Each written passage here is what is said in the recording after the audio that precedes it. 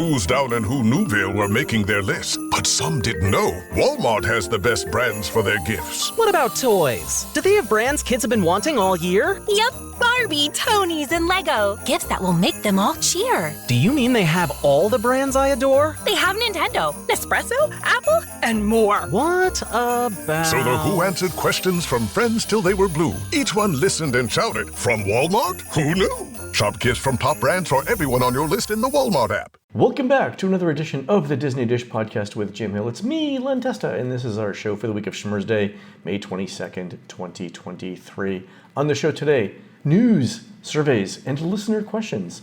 Then in our main segment, Jim talks about the Indiana Jones Summer of Hidden Mysteries promotion at Disneyland Park in 2008. Let's get started by bringing in the man who says that maybe next time is never the proper response to a wedding invitation, no matter how right you are.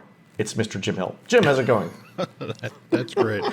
You ever hear the story about George Bernard Shaw and Sir Winston Churchill, the Prime Minister of England? George Bernard Shaw was the Prime Minister of England? Well, no. Go ahead. Okay. Go ahead. As the story goes, supposedly Shaw had a new show opening at London's West End, and as a courtesy, he invites the Prime Minister to come to the opening. But since Shaw didn't always agree with Churchill's politics, he couldn't resist including a jab with the invite. So this is supposedly the note that Shaw sent to Churchill. I am reserving 2 tickets for you for my premiere. Come and bring a friend if you have one.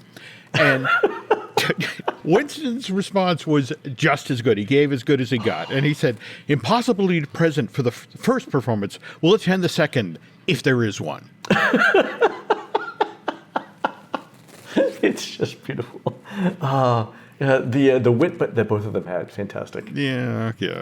It's one of those things where supposedly the both of them denied it later in life. But again, you really want that one to be true. Truly. All right, Jim, let's do a quick shout out to subscribers over at disneydish.bandcamp.com. Thanks to new subscribers Matt Miller, John Chai, Lee Shabazian, and Thomas Gecko.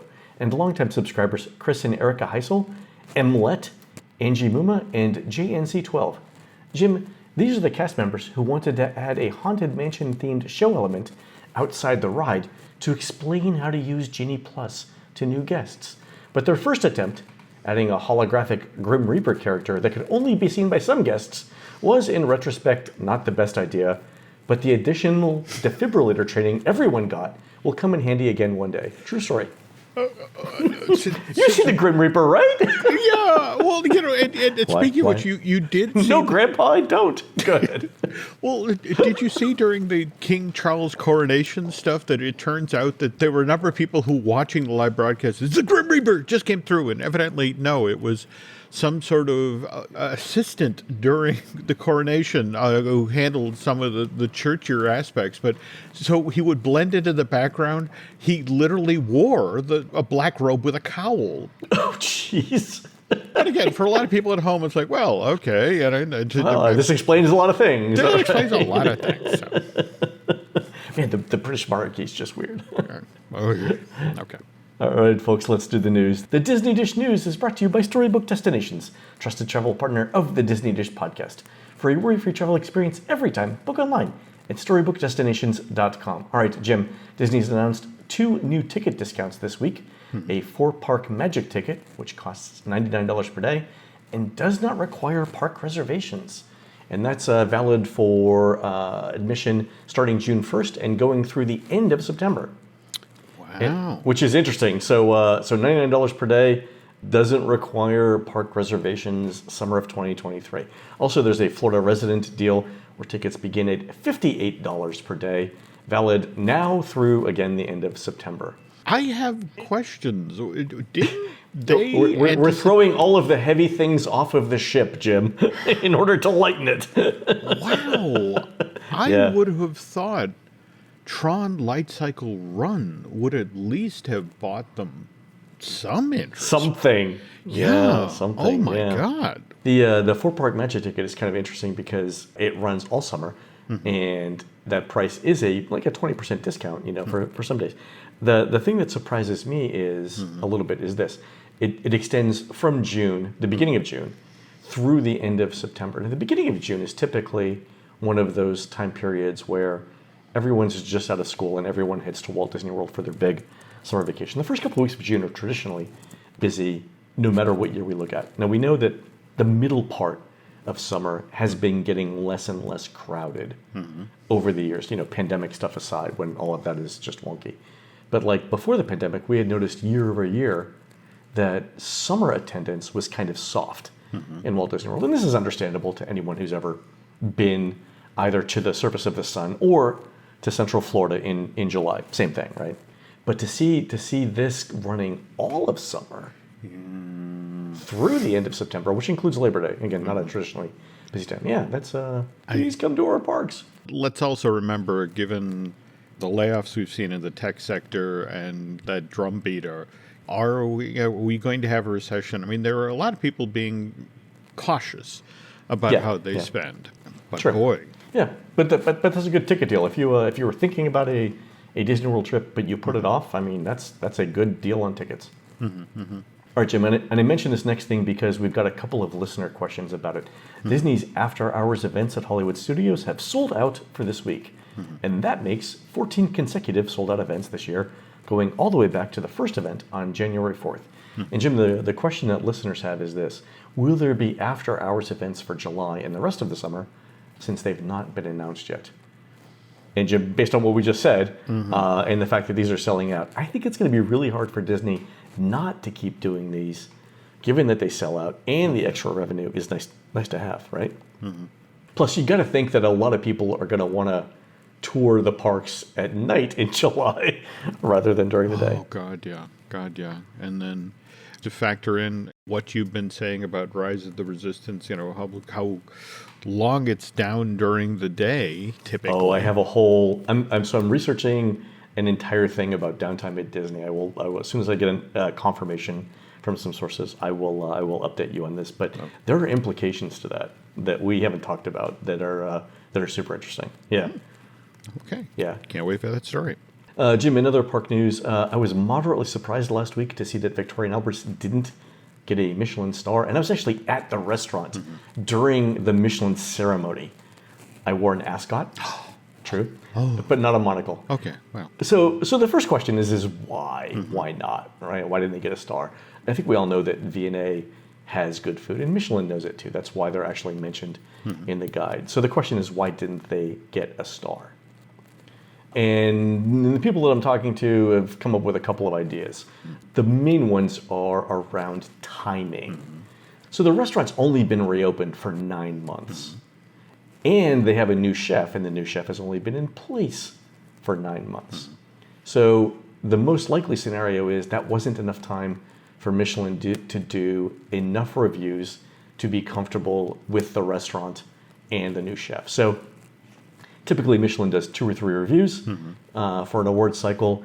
Assuming that they gave the restaurant a couple of months after its late July opening to get up and running and to sort of get have the kitchen, get their sea legs under them, that means they really only had 6 months to do 3 reviews. And it's not like they're just sitting around waiting for, reservations to become available. They've got a bunch of other restaurants to review in Central Florida. So the timing most likely didn't work out there.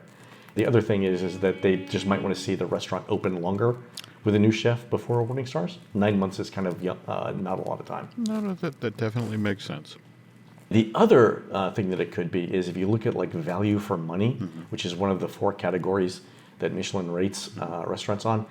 I mean, it's easy for dinner at Victoria and Albert's to cost over $1,000, which is very close to the cost of a 3-star restaurant that Michelin rates otherwise, right? So Disney's not really synonymous with value for money, so they could be getting almost no points in that category, which could be bringing them down.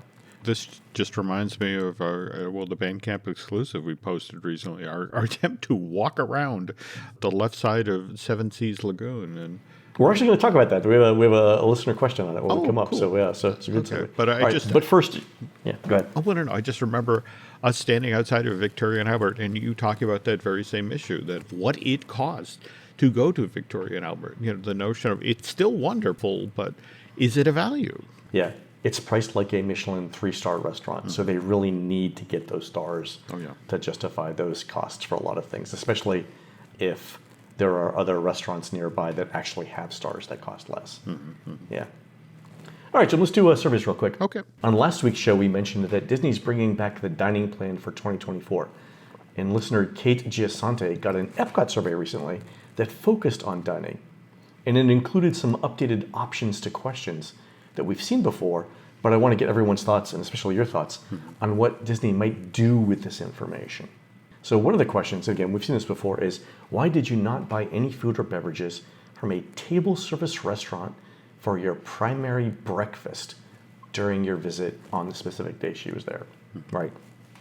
So a couple of the options we've seen before, like I wasn't there long enough to sit and eat at a table service restaurant, which makes sense if you're going to the parks, right? Certainly. But there were a couple of options there. One is I wanted to save my appetite for another meal.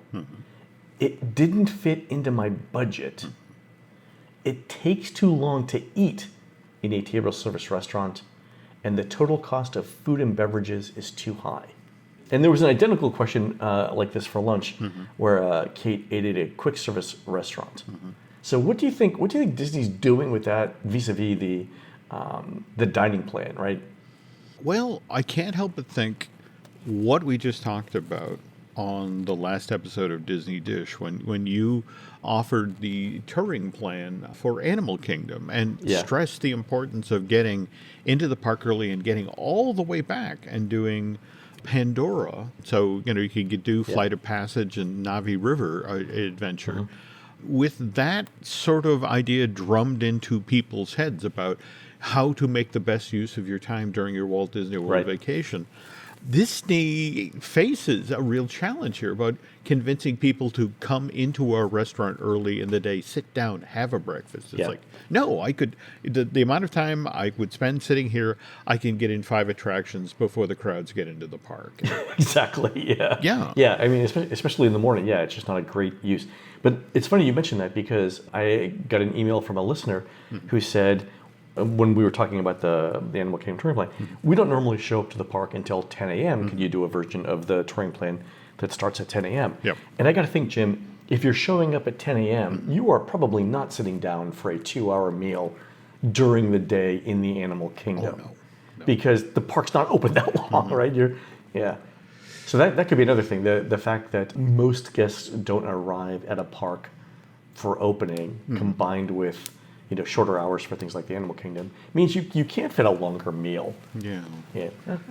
If I got that same message, isn't this the family with the 15-year-old? So the fact that they're at the park at 10 a.m., I applaud that. Still a minor miracle right there. There you go. So the other question that I like from Kate's survey was this: why did you spend more than you expected on food or beverages in the parks? And the one that jumped out at me here was the way that Kate answered was new menu items offered. So do you think that Disney sees this and says, you know what, if new menu items are driving additional spending at the parks, we're going to throw out a new cupcake every day or something like that? Like to what extent do you think that influences how many new menu items show up in the parks? if we're talking about Epcot, and remember, we have our World Discovery, World Nature, a World Celebration rethink of Future World coming with additional show kitchens and food purchasing opportunities toward the front of the park. That park is being reinvented as the party park, the seasonal event park. So with that many show kitchens and that many opportunities to present new foods as, literally as a drive-by, somebody walking by looking into those open kitchen outdoor booths and it's like, ooh, that looks cool. Yeah. I want one of those. And that could be where they test things. Yeah, that totally makes sense. There we go. Mm-hmm. All right, Jim, let's do some listener questions. Here's one from Alex, and it's for you. Mm-hmm. And Alex writes in and says, Jim's mentioned Disney's massive Fox debt several times in recent weeks. I feel like I don't see Fox's content on Disney services. I don't see it in the parks. And I often forget that Disney even owns Fox. Mm-hmm. Now that the dust has settled, what do the Disney insiders think about the acquisition of Fox? You have to understand there was a business plan in place for $54 billion, we can make this work. We get we get all of the Star Wars, we get the X-Men, so we can bring and include those into the MCU, and we get the Simpsons. And then there was, of course, the Fox Television Library and the Film Library, which was, again, problematic because a lot of it's in black and white, and there's a lot of R-rated material, which wasn't necessarily going to be a good fit for Disney+. So they are still trying to get their arms around it. There's also the Fox lot in Los Angeles, which is a huge swath of real estate that the company does not necessarily still need. Oh, really? And, it's sort of, they could mitigate the debt by selling off some of that. So, I mean, it's still an ongoing situation, which wasn't helped by the pandemic. And, that set everything, 3 years behind schedule. So, and just between the way Disney was handling the Fox debt under Chapek versus the more nuanced way that it's now being handled under Iger, kind of a still evolving situation. So when Disney acquired Fox, they also took on somewhere between $13 and $20 billion of 21st Century Fox's debt. And I think Disney also took on some debt of its own to buy it, right? So I think our friend Drew Taylor says Disney took on $45 billion in debt to buy Fox. That's a lot of Treehouse of Horrors viewing on Disney Plus, right? It is. Yeah, okay. But it was also in this ever consolidating world, where content is king. It's like, it was almost one of those situations of how can we not afford to go after that? Yeah, how often does something like Fox come up for sale, right? There we go. Okay. Another email. On a recent show, we talked about the Disney MGM Studios Star of the Day promotion. And the listener Jeremy Muse sent in a number of photos of how this event worked with actress Kelly Williams from Family Matters. So Jim, based on Jeremy's photos of Miss Williams, you were right. There was a short parade, a cement ceremony, and then a Q&A session. My question is this, and there's a photo that I threw into the show notes here of Ms. Williams being placed in a car and driven around. But Jim, where is this photo taken? I can't figure it out because there's a red carpet there. Is this in front of the theater? Well, yes, actually. If you look looming in the background, you see the blue marquee of Superstar Television. So what they've done, and this is the earlier iteration of the layout of the studio. Remember when you could look from above and see, Mickey's face? So the green thing just behind the white convertible here, that's one of Mickey's ears in front of the Chinese theater. Because I'm looking at this photo, and the first thing that jumps out at me is there is nowhere in the studios today that has this many trees. Yeah. there is no landscaping like that right now in a Disney theme park in Florida. Wow, how about that? Okay. But anyway, the way the route would work is for the parade leading up to motorcade, leading up to the cement hands ceremony. Car would come out next to guest relations down by Crossroads of the World.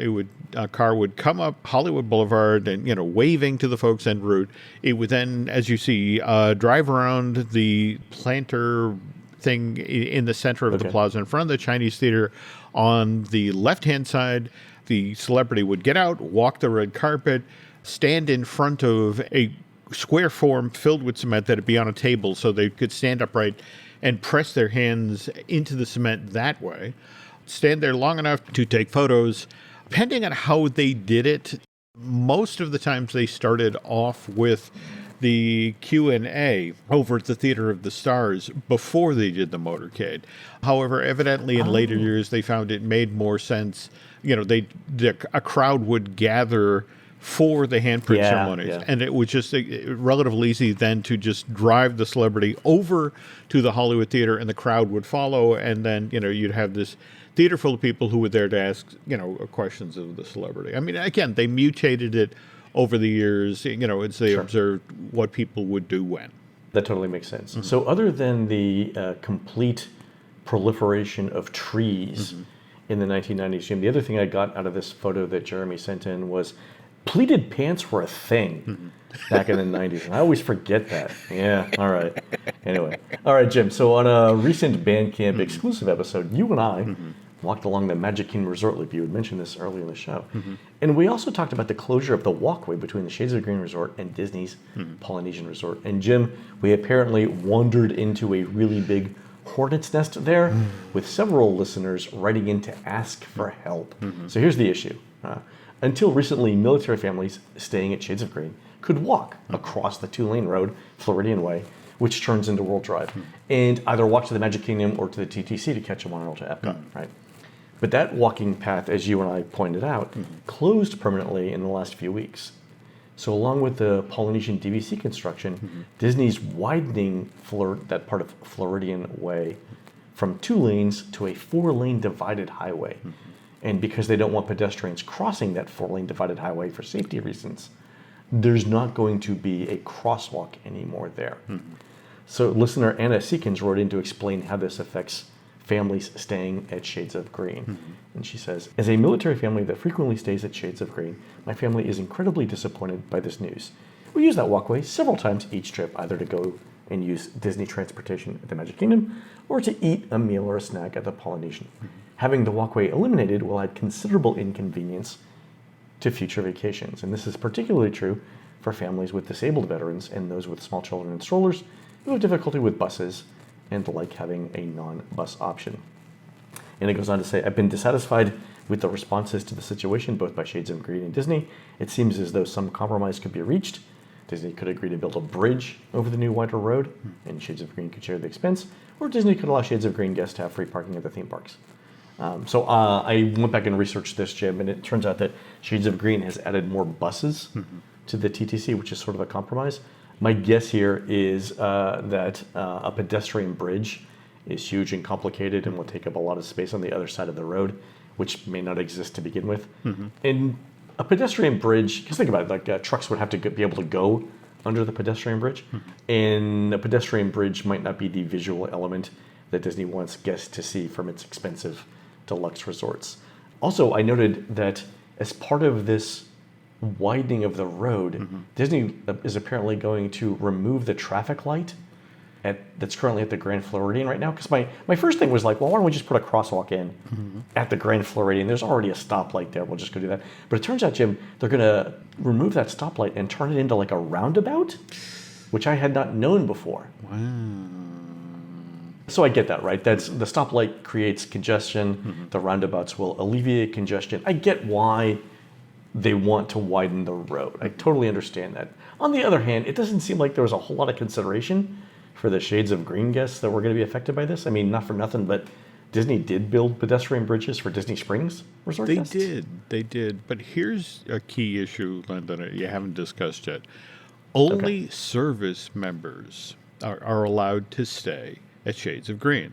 When Disney made the deal with the military, it was a 99-year lease of the old Disney Inn Golf Resort, that sort of thing. The understanding was that's for our service members. And so that's one of the only resorts that you and I haven't wandered around. In fact, as a former service member myself, I keep thinking, I'm allowed to go there. Why haven't we gone there yet?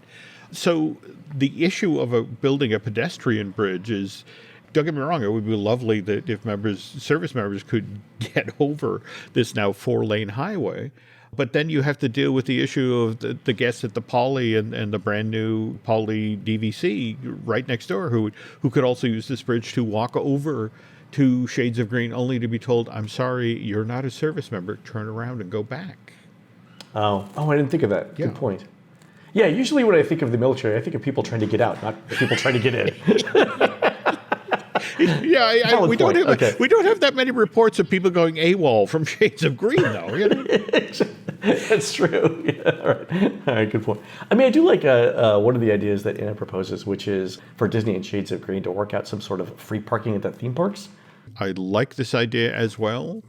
I honestly can't do enough for our friends who serve. So sure, yes, that's an elegant, an easy solution. Yeah, it seems reasonable. Why not do that? Yeah. All right, finally, Jim, I mentioned on last week's show that Disney's looking to make some changes to Genie Plus around being able to book in advance. And I said that it would have just been simpler and cheaper 3 years ago for Disney to say, hey, FastPass Plus now costs $25. instead of going through all of the rigmarole around the rollout with Genie Plus. And it turns out that a number of listeners strongly prefer Genie Plus to FastPass Plus. And here's a representative email. Yeah, really. Here's a representative email from listener Melanie Netzel. On a lower crowd day, I could still only book 3, maybe 4 FastPass Plus reservations because my booking window was shorter with a 2 or 4 day vacation than people who had 7 to 10 day vacations and thus could book days before I could. This weekend with Genie Plus, we booked 10 Lightning Lane reservations on Saturday and 6 on Sunday. We easily could have booked more Sunday if we had park hopped to a third park, but we wanted to wait for Fantasmic. I think stacking allows you to book way more than the old FastPass system did, since people with 7 to 10 day vacations will always take the priority times for rides over people with shorter vacations. So Melanie, that's actually a great point, and I think it's one of those things that and a number of people wrote in to say the exact same thing. So I think this is one of those issues that Disney has to address. And I don't know how they do it because it's always a rolling window, but yeah, good point. All right, so let's track this issue and see how whatever changes Disney's proposing for Genie Plus, how this works with that. Okay. All right, folks, and then right after Jim and I finished recording our original show, on Thursday, we get a flurry of announcements from Disney. There were 2. The first one was that Disney officially canceled its Lake Nona move. Now, Jim, you have a timeline on this, right? Because we've talked about this a few times, right? We have. And this project in particular was something that went forward under Bob Chapek, and it was one of these things where Bob Chapek was trying to sort of impress Wall Street about, I can do cool things too. So, so get the announcement that Chapek's going to become the new CEO of Disney February of 2020. Bob Iger's going to hang on as a creative executive through 2021. And then in July of the next year, we hear about this, 60-acre, 1.8 million square foot creative campus. Yep. To be specific here, a lot of people say Lake Nona. It was going to be part of the Lake Nona Town Center. Right. When completed, 2,000 jobs, and Disney touted the fact that most of these jobs are going to be high-paying. Average salary was, $120,000 a year. Actually, that number is not from Disney. That's from the state. Well, there we go. And so real quick, Jim, Lake Nona, just for our listeners, is about 30 minutes east of Walt Disney World along the 417 Expressway. It's like if you're heading east, for 15 minutes you would pass my house in Celebration, and then 15 minutes later you'd be in Lake Nona, directly south of the airport. Yes, but the intriguing thing, just 5 minutes south of the airport. In fact, I know this because Nancy and I, just ahead of the Galactic Star Cruiser event. This is called foreshadowing, folks. Go ahead, Jim. Okay, but yeah, we picked up a rental car and went to visit our friend Angela, whose house sitting there, and it was like celebration. It had a great celebration vibe, but celebration the city, not celebration the small town. Right. I got to tell you, it's worth it driving over there, folks, if only for the VA Medical Center, which looks like the setting of, the next Transformers film. I'm sure those two things have nothing to do with each other, Jim. No, not at all. But if there's some place that giant monsters are going to break out of, huge cement buildings, in Central Florida, it's that place. It's there. It's like that. All right. There So they announced this in July of 2021. 60 acres, 1.8 million square feet, 2,000 jobs, average salary of $120K, right? And what was the budget, the build budget that Disney had for this? How much was this going to cost them? The original figure that was reported was $864 million. Okay. But the thing that got touted, because remember, this was really controversial because you and I, March of this year, when we did our tour of Imagineering, we went to the Disney's Glendale Creative Campus.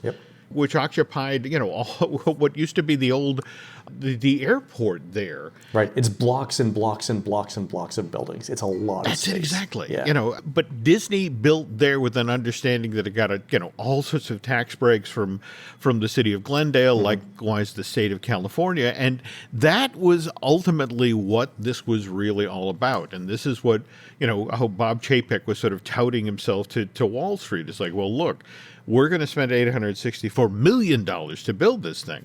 But over the next 20 years, we're going to get from the state of Florida $570 million worth of tax credits. That's not nothing. Yeah. But then Disney's investment in the Lake Nona Town Center Creative Campus, it happens all the time. It's project creep. It went from the $864 million to now it's $1 billion, and now it's $1.3 billion.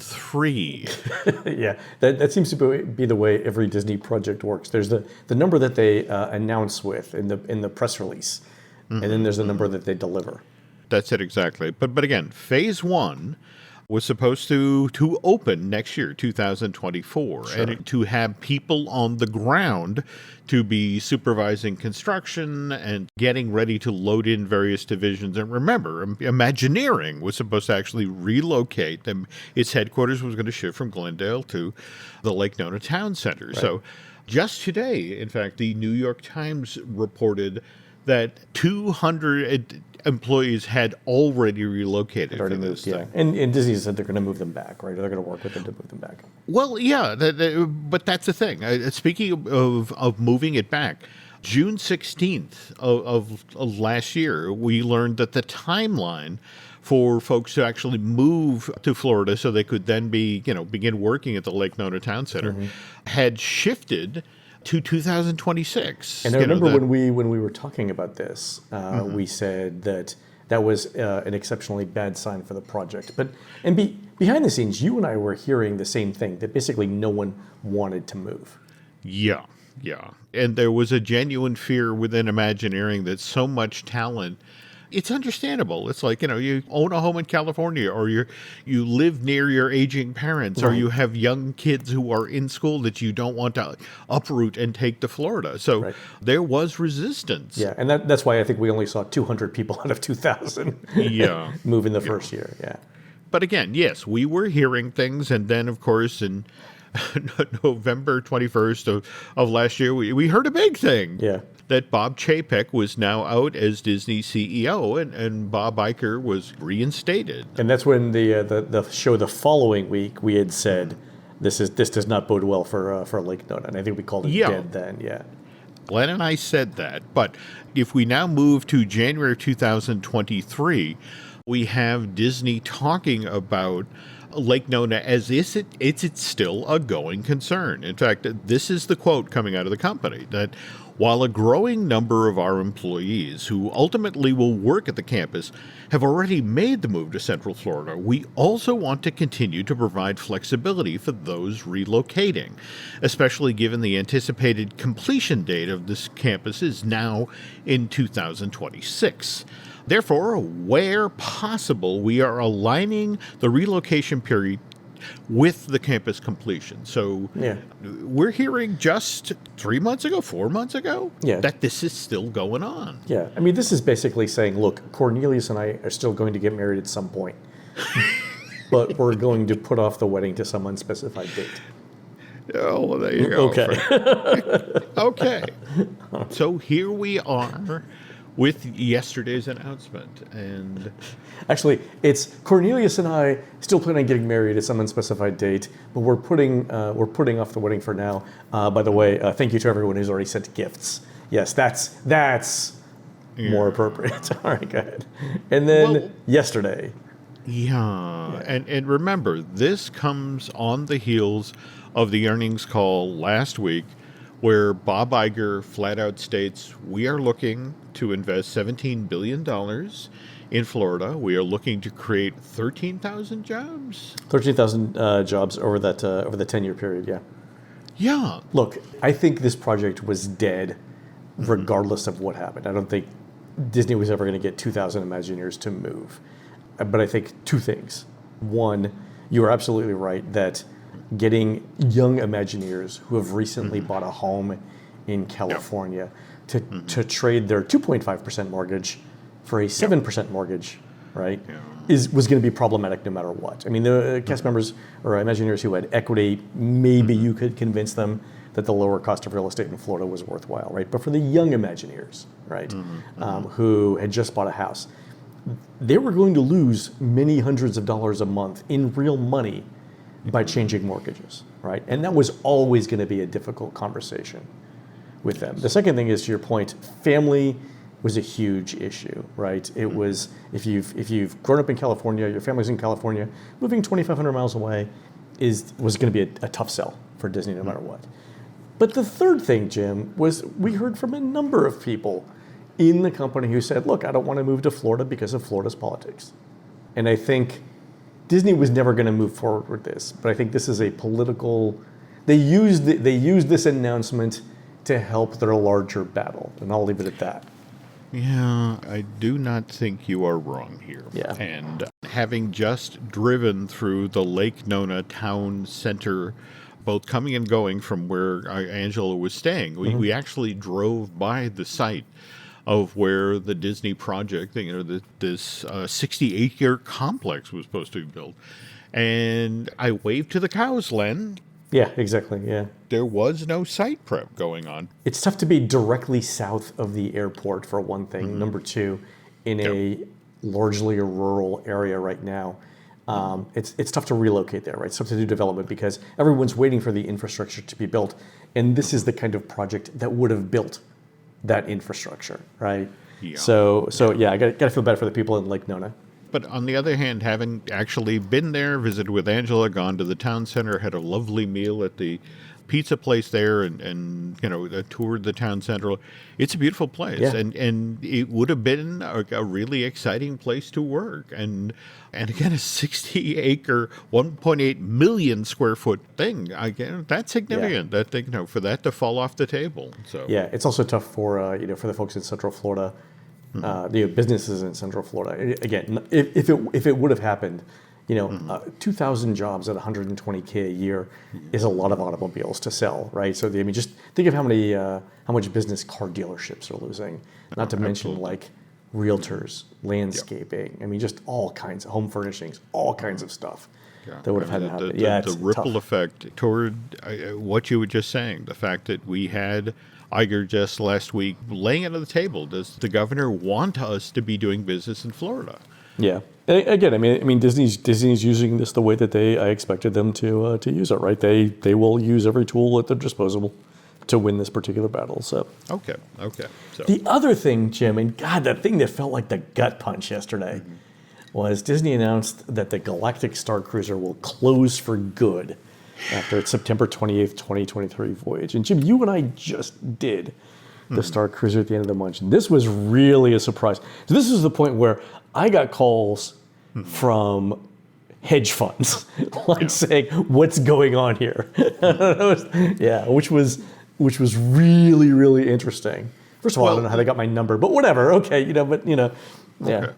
But when you and I were on the boat, and I remember we're having dinner with the folks who were nice enough to join us at the event, and you pointed out that the Castilian Ballroom or whatever the big dining hall there is a double layer setup. Right, it's like a sunken living room. So there's exactly. But half the guests are in the sunken area in the main middle part of the dining room, and then half the guests are roughly on the outside.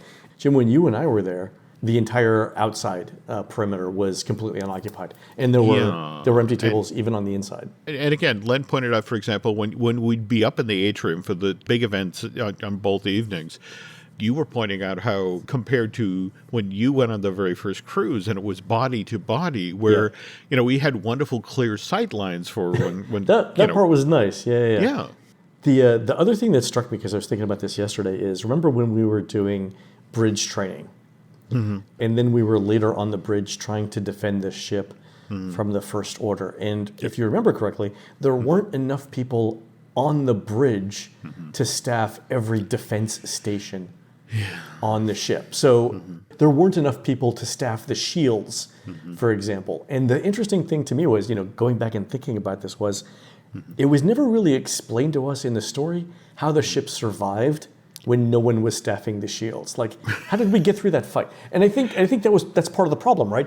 The ship was the experience was designed so that it was always going to be completely filled. The irony here, folks, is Len and I next week are going to be recording our Bandcamp exclusive look back at our time on the Galactic Star Cruiser. And I remember talking about how I had been at one of the last big events at the Disney Institute. They did an animation celebration for Mulan. In fact, we were in that big, beautiful theater that they built that was going to be the hub for the Disney Institute. And I just remember being in this theater that had been built for 500 or 600 people, and there were 150 of us, just down at the front. Yeah. And just the sense of wandering around, it's like, we're on borrowed time here. We're on borrowed time. Yeah. And what I've been told is that Galactic Star Cruiser wound up being sort of if the Disney Institute and Disney Quest had a baby.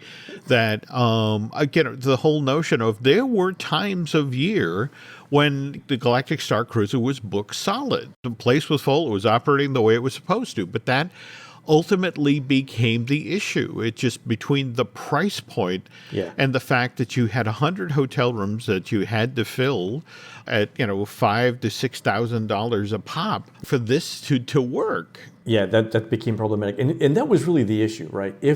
Because Disney always positioned this as an immersive experience, a high touch experience where you're getting not necessarily one-on-one time, but very focused time from the characters. And the way to do that is to have relatively few hotel rooms, in this case, 100. But once you decide on those two things, right, once you decide high touch, maximum of 100 rooms, that determines the price, Jim. Because anyone who's ever been around hotel development knows this. The first hotel room you build costs $250 million. The second one costs $100,000. Right, but the first one, where you're building the infrastructure, you're running the sewer, the plumbing, the roadwork, all the infrastructure, right? That first hotel room is where all of the money goes. Absolutely. Right, Absolutely. and that's the thing, right? So once they decided high touch, 100 rooms to make it high touch, then the costs have to be distributed over just 100 rooms, and that's what keeps it high. The other thing that was driving it was the staff itself, right? You had to have all of those characters living on site, plus backups living on site during every cruise. You did. And already there's a lot of sort of after-action talk about this. So one of the things, the question I get over and over again, whether it's the Daily Herald or NPR, question is will they make this into a regular hotel? Is that the question you're getting? Yeah. What do you think? Well, also, would it have been more successful if it hadn't focused on the last trilogy? Did they bet on the right set of characters? Okay. And this actually has been impacting Galaxy's Edge. The whole notion of it's not for nothing. We're seeing, Mando and Baby Grogu, or for that matter, Boba Fett and Fennec Shand. The notion of, people are reasonably excited to see Rey, but they either want their classic characters, they want Han and Luke and Leia, or Mando and Baby Grogu. Yeah. Also, there are a certain number of folks who are grousing. There were elements that were actually talked about when they first walked out the Star Wars land. How, for example, the cantina at Star Wars Land was also supposed to have a supper club attached. Yeah.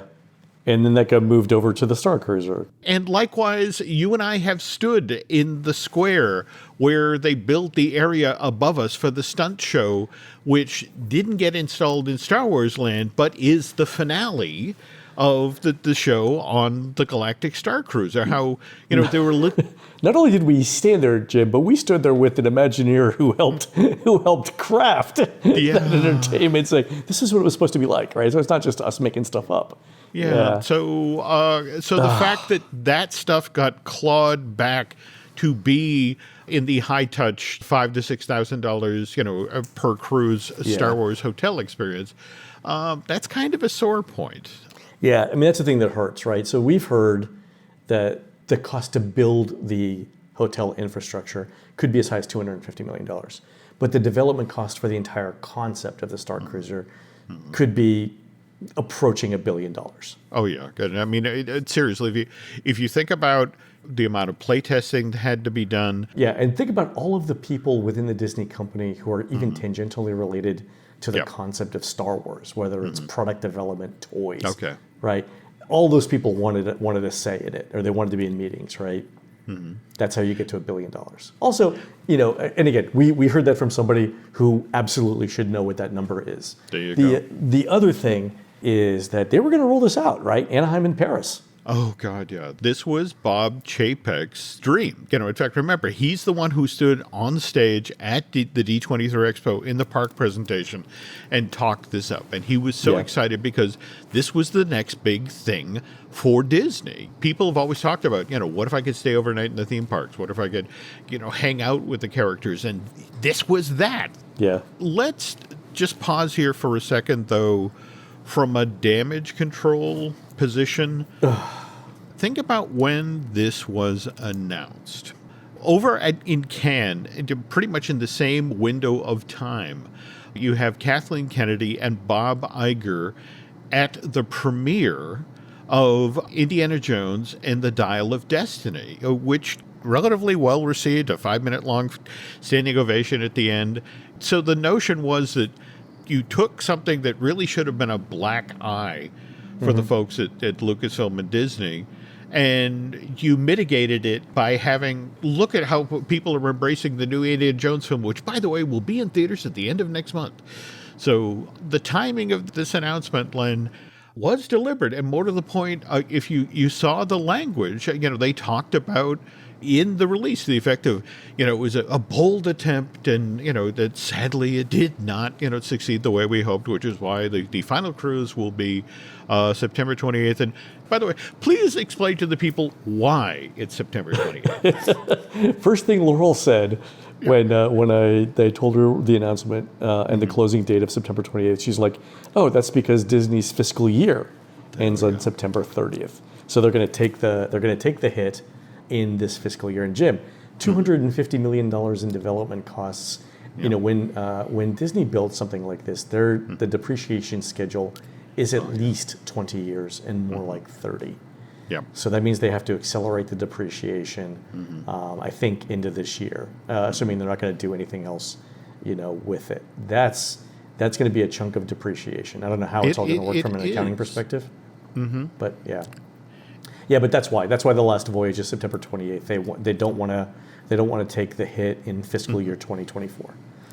What's interesting, you just mentioned, to the effect of what else they're going to do with this, and I think that's where this gets interesting. Let's answer the first question: can it be a standalone hotel? I do not believe so. Right. So there's a number of problems with it being a standalone hotel. One is there's no windows. There's no pool. There's only one restaurant. There's no proper guest services desk. And not for nothing, the rooms are 180 square feet. They are tiny. They are not meant to be stayed in. The irony is Governor DeSantis did talk about building a prison. Next to property. I mean, I'm thinking, hey, if you want to get a jump start on this. Oh, okay. Can you tell the Dice folks how you describe, and when you pull up to the outside of the Galactic Star Cruiser building, it looks like the world's sturdiest waste management facility. There we go. It's just like we're building. My God, this waste management facility is built to withstand a Florida hurricane. This is amazing. Well, there we go. But I think that the modifier that I love that you included, it's the world's most attractive East German waste treatment plant. Yeah. That's right, because when you're going through it, there are multiple security checkpoints. Oh, yes. And it's all surrounded by fences topped with barbed wire. There you go. They're not fooling around there. Yeah. Now. All right. So I don't think it can be a hotel. But could it be an add-on to? I mean, think about it. There is that discrete shuttle facility that was built, and the truck that you climb on board, and they trundle you, supposedly from deep space or in orbit above the planet Abatu down to. But here's the thing, right? Okay, let's say they make it a hotel, right? The bridge, the stuff on the bridge, the engineering room, like all of the different areas, those aren't going to be staffed with the same number of people that we had on the Galactic Star Cruiser. Otherwise, you're back to Star Cruiser prices, and we know that didn't work. Right. So now you're in a semi-empty. It's basically you're in a semi-empty hotel, Jim. I'm thinking, here, if they could somehow get the rights from Stanley Kubrick, we could have The Shining in space. Oh. This concerns me in many ways. But now that we say that, right? I was pitched the idea. Bear with me here. All right. Think broad concept, right? This didn't work as a Star Wars franchise. But Jim, there is one space-based franchise that Disney owns that would be immensely popular here. And I'm thinking, Jim, Pigs in Space.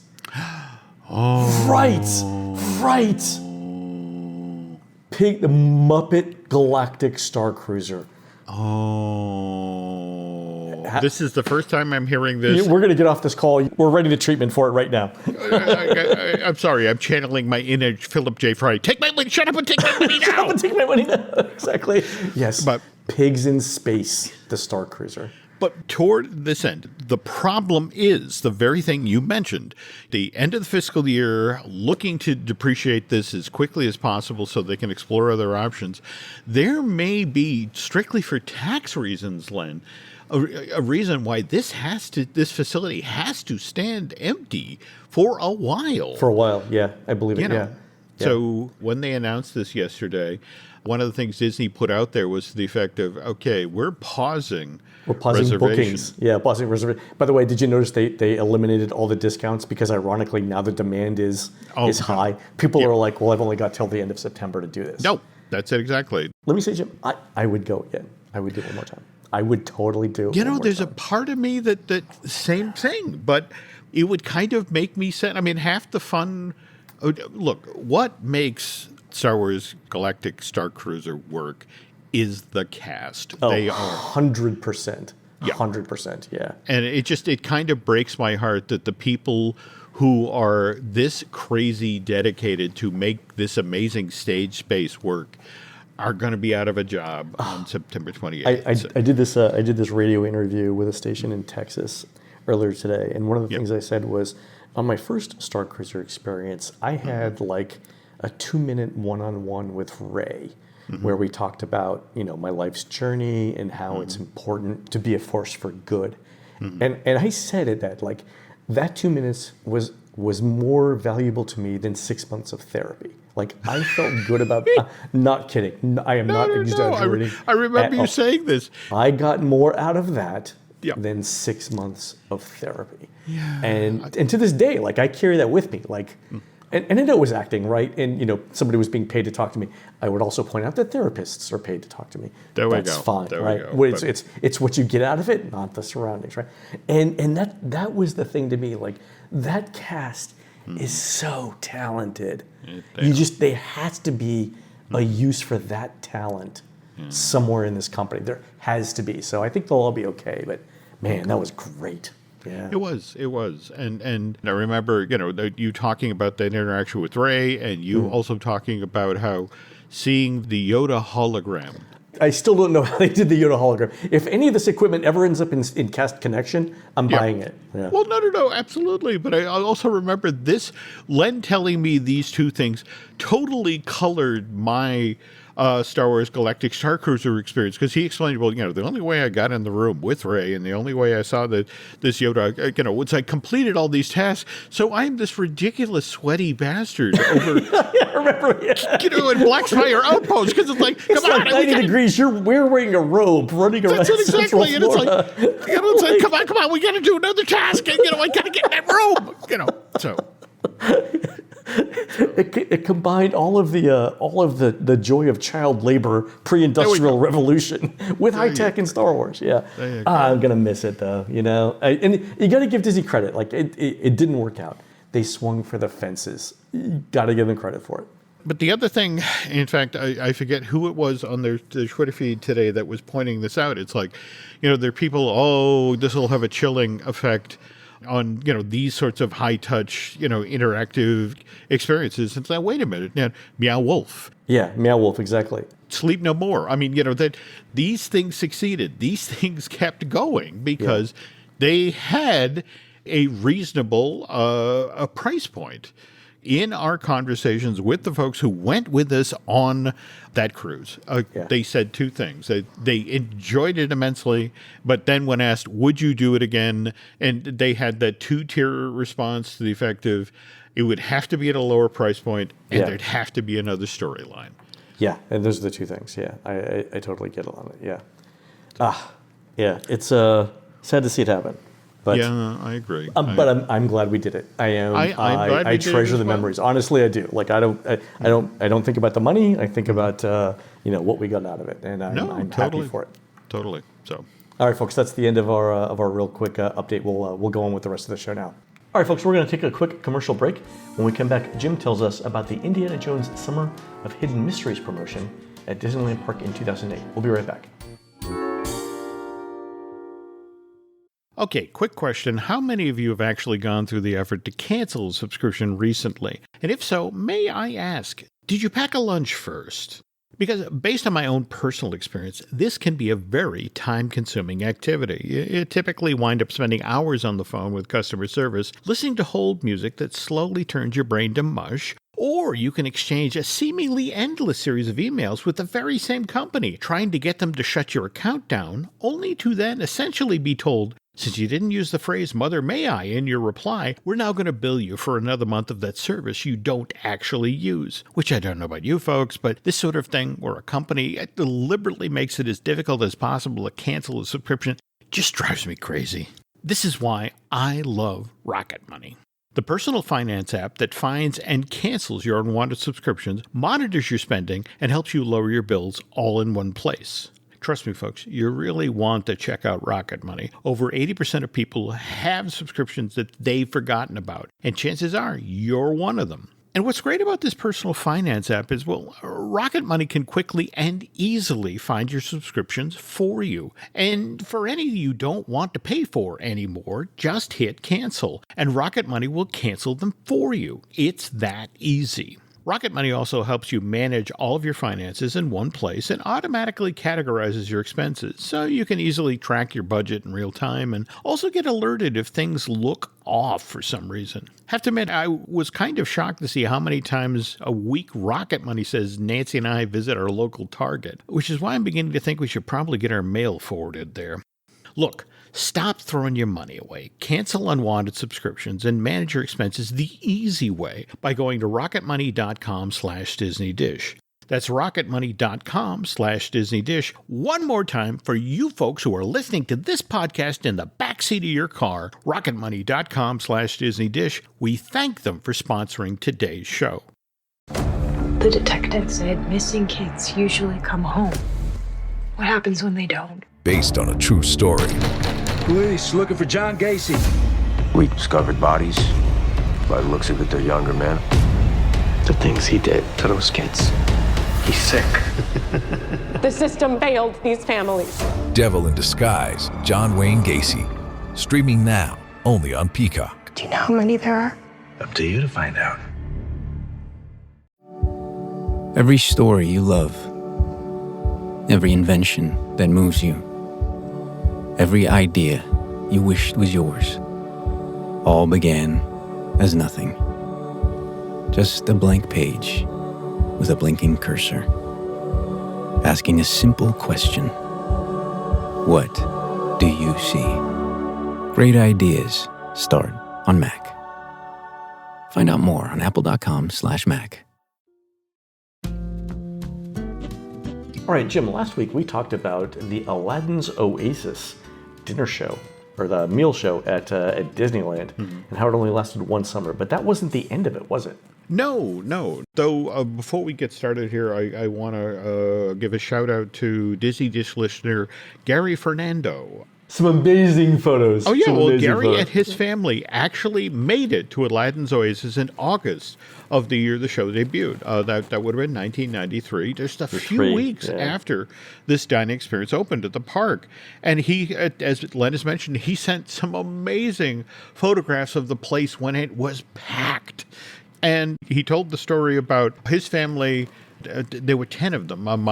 He says, my mom's brothers and their spouses and my cousins. And this was also Gary's very first trip to any Disney park. So, as I recalled, Mother Fernando was so excited about Aladdin's Oasis that she actually sacrificed the opportunity to have breakfast with her family at the Plaza Inn. And at rope drop, ran into Adventureland so she could secure seats for her party of 10 for this new dining adventure. And as Gary pointed out, this was in the era prior to ADRs. Oh, beautiful. And the thing I loved is he actually saved the brochure. He did. And in fact, what I love about this is we now, thanks to Gary, we have an insight into how Disney marketed this in the first summer. So the brochure, he included an image of the brochure that guests were handed as they came through the turnstiles at Disneyland. So the cover is the genie as the waiter, dressed as a waiter from that film's Friend Like Me number. And the cover says, we're granting wishes for a dining adventure. Enjoy a royal feast and a magical adventure at Aladdin's Oasis. And then on the inside, there's a description of what this 6th century supper club would have been like. So it's discover a whole new world of food, fun, and adventure at Aladdin's Oasis, the newest show at Disneyland. Enter the Marketplace restaurant in the fabled city of Agrabah and enjoy the escapades of Aladdin, Princess Jasmine, and the sinister sorcerer Jafar. It's another adventurous tale of the lamp and more. There's dancing, singing, and lots of laughs, even a chance to meet your favorite character, and of course, a royal feast. Join the adventure today. Just the marketing was beautiful for. Also, Jim, real quick before you begin, I note that 1993 was still when American Express was sponsoring the parks and was the official card. Let me just say this, Jim, as someone who worked for American Express for decades. It's entirely possible, this is my new theory, the parks have been going to hell ever since American Express stopped handing out those fanny packs in the mid-1990s. That's my theory. Continue on with your story. Okay, wow. I now suddenly know what I'm going to go try to find on eBay.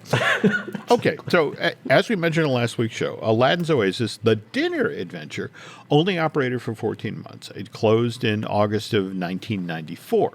But just to clarify here, the Aladdin's Oasis show closed after a 14-month run. But because the park had spent so much money building this new Adventureland restaurant, had been a rush job going from concept to throwing open its doors in just 5 months on Michael Eisner's express orders. In an effort to recover some of that money, Aladdin's Oasis in 1995 reopened as just a restaurant in Adventureland that didn't have a show. People oohed and awed at the exquisite detail. We talked on the last show about the inlaid ceramic tile, not to mention that 15-foot-tall tiger's head that sat in the center of the stage of the restaurant. This was the Cave of Wonders for Aladdin's Oasis. Admittedly, beautiful venue, but Disney visitors in the 1990s weren't all that adventurous, at least when it came to food. And a restaurant that served Americanized Middle Eastern fare was just having trouble attracting customers back then, which is why the only a restaurant version of Aladdin's Oasis closes in 1995. And then you understand how theme parks operate financially. I mean, this wasn't a... Can we sing the depreciation song? There Depreciation takes decades. Yeah, go ahead. Well, that's it exactly. I mean, it wasn't a case of, okay, this didn't work, tear it down. It's like, no, it has to stay on the books for tax purposes. The accountants are lighting piles of money on fire in the back to cook kebabs. Yeah. So what ends up happening is that to try and get some of the money back, Disneyland would periodically try to find other uses for this space. For example, for a time, there was story time with Aladdin and Jasmine stage inside of this now vacant restaurant. Two cast members dressed as Aladdin and Jasmine would first tell the story from the Aladdin movie, and then as this show's finale, the Cave of Wonders would suddenly come roaring to life, and in a puff of smoke, the genie would magically leap out of the giant stone tiger's open mouth, and then it was time for the guests to line up and get their pictures taken with these three characters from Aladdin and maybe grab an autograph or two. This is the most expensive photo op in the history of Disney theme parks. That's exactly. This is why Storytime with Aladdin and Jasmine was only presented in the park on a seasonal basis, only during those times when Disneyland was busiest and they needed that additional capacity. But for the most part, this Adventureland eatery stayed empty for the better part of a decade, Len, until word came from Lucasfilm in 2007 that they were about to begin production of a new Indiana Jones movie. Which one was this? This was Indiana Jones and the Kingdom of the Crystal Skull. Oh, I saw this in theaters. Okay, I remember. Yeah. Okay, so now, given that the previous Indiana Jones, third in the series, Last Crusade, came out in May of 1989, to get a brand new indie film after 18 years was a very big deal. I'm telling this to Laurel every day because the new film that's coming out is like, this is a once-in-a-generation thing. I don't know how much more time we or Harrison Ford have on this planet. Let's go see the film. Put a little gas in your tank here, Len. The stat you need to cite is to Laurel is it's been 15 years and change since we got one of these. I mean, wow. You know, Len, it just occurred to me, Indiana Jones is part cicada. Kind of on a 17-year cycle. Wow. Okay. The next one we're going to get is The Return of Halley's Comet. Okay. There we go. Indiana Jones and The Return of the Comet. All right. You know what? That's actually not a bad script title. Oh, okay. Again, folks who are listening at Lucasfilm, that check goes to Len Testa. All right? Okay. All right. Okay. All right. Anyway. Late 2007, early 2008. There we go. All right. So given that Disneyland obviously already has its Indiana Jones Adventureland attraction, the Temple of the Forbidden Eye, which opened back in March of 1995. They saw the upcoming release of Indiana Jones and the Kingdom of the Crystal Skull, which would arrive in theaters on May 22nd, 2008. That's 15 years to the day that this particular edition of Disney-ish debuts online. Good timing, Jim. What can I say? Thank you for suggesting this story idea. But anyway, Disney sees this as a synergistic opportunity. So Disney reaches out to Lucasfilm and proposes a bit of cross-promotion that would involve Disneyland. This is back in 2007, 2008. The Walt Disney Company will not acquire Lucasfilm till October of 2012. That's more than 4 years off in the future. So this is a negotiation. Yes. And also, this is also a negotiation where Lucasfilm, because it has the highly anticipated film that Disney now wants to capitalize on, they have all the power in this situation. So we need to understand that as we go forward with this story. So March of 2008, Disneyland announces it's holding auditions for a new show, which will be presented in the Adventureland area of the park. They're looking for performers with stage combat experience to fill the following roles. Indiana Jones, rugged adventurer, has to be in great shape, can play drama, toss off comic lines, and throw a punch. Must interact well with children, though. Okay, it's important that there's a semicolon there in that clause. Okay. After the throwing the punch and then semicolon must interact with children. There we go. Comma, not parentheses. There we go. Okay. All right. Okay. We also, grammar's important, Jim. We also have a archaeologist, a female character, somewhere between late 20s, early 40s. English accent, starts out kind and helpful, but it eventually reveals a villainous side. Also must be able to interact with children and lead them through a series of activities. That's got to be kind of confusing to hear must act well with children twice in regard to the show. But the Indiana Jones and the Secret of the Stone Tiger, this was supposed to be a live action adventure that was staged several times a day in Adventureland in the old Aladdin's Oasis Cafe, with the idea being over the summer of 2008, coming on the heels of the theatrical release of Indiana Jones and the Kingdom of the Crystal Skull. In fact, the Disneyland show was supposed to begin performances in the park on the very same day that Indy 4 opened in theaters, which again, May 22nd, 2008. But Disneyland guests particularly the younger guests, were supposed to join Dr. Jones and help him solve mysteries, battle evil villains, and uncover ancient mysteries. So there were elements of this spread throughout the entirety of Adventureland, but we're mostly focusing today on the Secret of the Stone Tiger show, which, again, in Aladdin's Oasis. But the overarching name for this 3-month-long promotion was Indiana Jones' Summer of the Hidden Mysteries. There was definitely an agenda here. The folks at Disneyland were hoping to do was the Secret of the Stone Tiger show would turn into the park's next Jedi Training Academy. I was just going to say, this sounds a lot like Jedi Training. Okay, all right. There we go. And just to give you a little background there, Jedi Training Academy also started out as an offering at a limited time event. It debuted at the very first Star Wars weekend at Disney MGM back in February of '97. And that wasn't, first Star Wars weekend wasn't done to promote the prequels. It was actually to promote the special editions, those expanded, enhanced versions of, A New Hope, Empire, and Return of the Jedi. The Jedi Academy turns out to be so popular with the under 10 crowd that eventually gets pulled out of this seasonal event and turned into an audience participation experience that gets offered multiple times a day at Disney's Hollywood Studios, as well as out in Anaheim at Disneyland Park. That's our template. That's what Disneyland's Entertainment is shooting for. They want a 15-minute long audience participation show themed around the adventures of Indiana Jones that could then be presented inside of the Aladdin's Oasis. So it's like, hey, we're not depreciating it anymore. We're using it. And we also have something that appeals to 10-year-olds. So great idea on paper, all right, but much harder to pull off in the real world than you might think. Really? So it was harder to do than Jedi Training Academy, or it was received differently? What were the issues? Lucasfilm has all the power in this situation.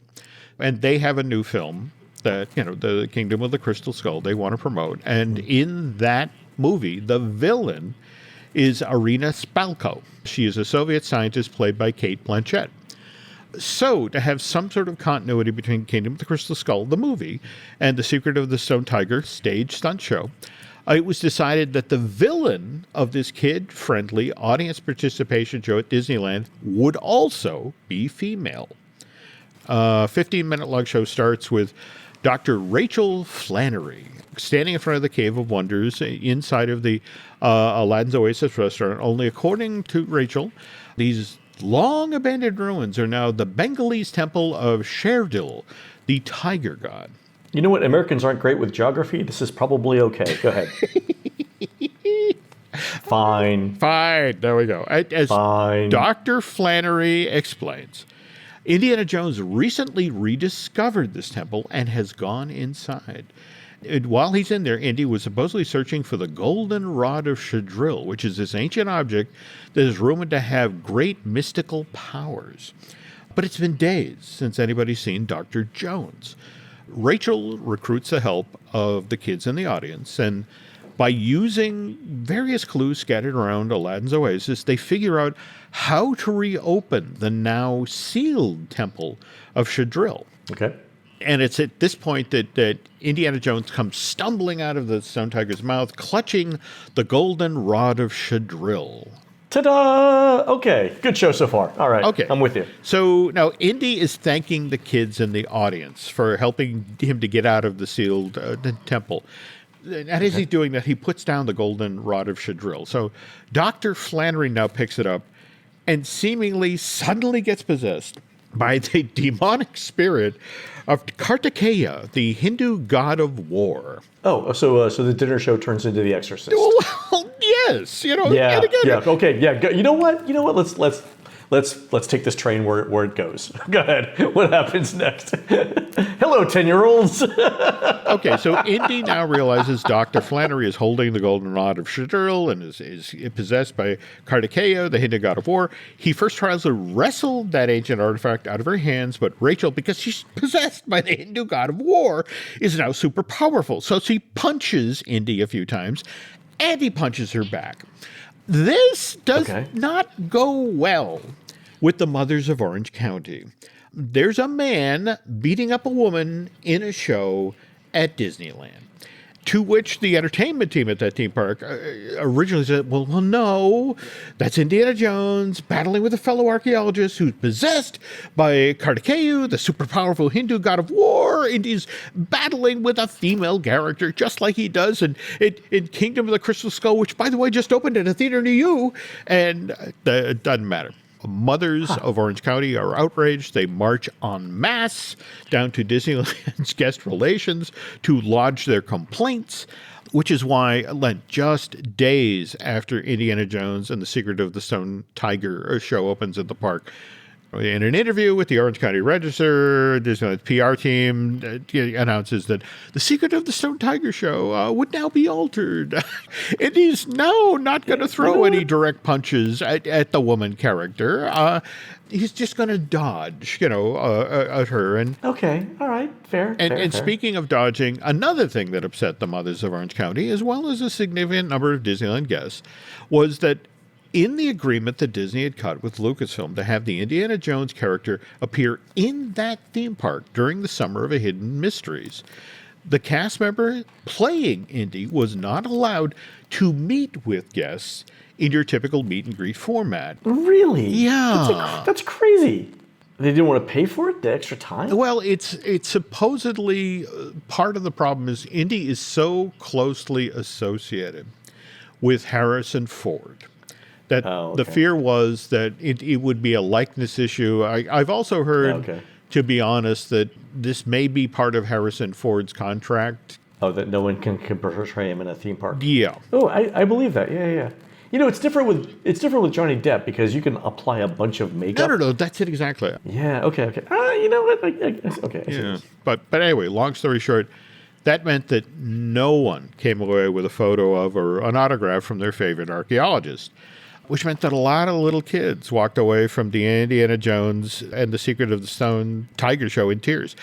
Not because Indy beat up that lady, but because Dr. Jones wouldn't sign their autograph book. You saw Last Crusade, right? Yep. Okay. Do you remember the moment in that movie where Henry Jones Jr. and Henry Jones Sr. find themselves in Berlin and actually come across a book-burning rally and Indy... Hitler's there? Yeah, well, no, and not only that, but Hitler winds up signing Dr. Henry Jones's Grail Diary. Yeah. So Hitler will do autographs, all right? But Indiana Jones won't. Okay. So, all right. Anyway, this is largely why Indiana Jones and the Secret of the Stone Tiger show didn't become the next Jedi Academy. By the fall of 2008, the only Indy-related thing that was left operating in Adventureland was Temple of the Forbidden Eye. This is why some 10 years later, after Aladdin's Oasis had experienced sufficient depreciation that it could now officially be taken off of Disneyland's books, this long, empty Adventureland venue was torn down in early 2018 and then turned into the Tropical Hideaway, which soft opened in December of that same year, which kind of appropriate that it's soft opened, given that they serve all sorts of Dole Whip there, along with bao buns and sticky pork. So it took 25 years. Yeah, well, what are the point? What I'm fascinated by is they closed the Tahitian Terrace, which operated for 30 years, with some of the same menu, and we've come full circle. It's old as new again, Jim. There you go. There we go. So, it's kind of interesting now that Disney owns Indiana Jones. In fact, I don't know if you saw the news coming out of the upfronts at ABC, but starting this month, all 4 of the previous Indiana Jones films, in addition to the Young Indiana Jones Chronicles, are going to be available for viewing over on Disney Plus. So. Oh, fantastic! I don't think Laurel's actually seen the all of the movies, so that'll be something good to prep with before we see it. All right, have some adult beverages available. That you may need to nurse her through certain sections. Yeah, the first one was kind of great. I mean, the first one's a classic. Oh yeah. So. All right, folks, that's going to do it for the show today. You can help support our show and Jim Hill Media by subscribing over at DisneyDish.bandcamp.com, where you'll find exclusive shows never before heard on iTunes. On next week's show, Jim gives us the history of changes to the pool area at Disneyland's hotel and how it reflects and predicts Disney's larger efforts on how it presents the parks to us as guests. You can find more of Jim at JimHillMedia.com and more of me, Len, at TouringPlans.com. were produced fabulously by Aaron Adams, who'll be singing All's Well That Ends Well with Rainbow Kitten Surprise, live on stage on Sunday, June 11th, 2023, starting at 7 p.m. at the Shelburne Museum on Shelburne Road in beautiful downtown Shelburne, Vermont. And Jim, let me just say that the Shelburne Museum on Shelburne Road in downtown Shelburne, Vermont reflects the sort of direct sensibilities that you Northeasterners have in naming conventions. Anyway, while Aaron's doing that, please go on to iTunes and rate our show and tell us what you'd like to hear next. For Jim, this is Len. We'll see you on the next show.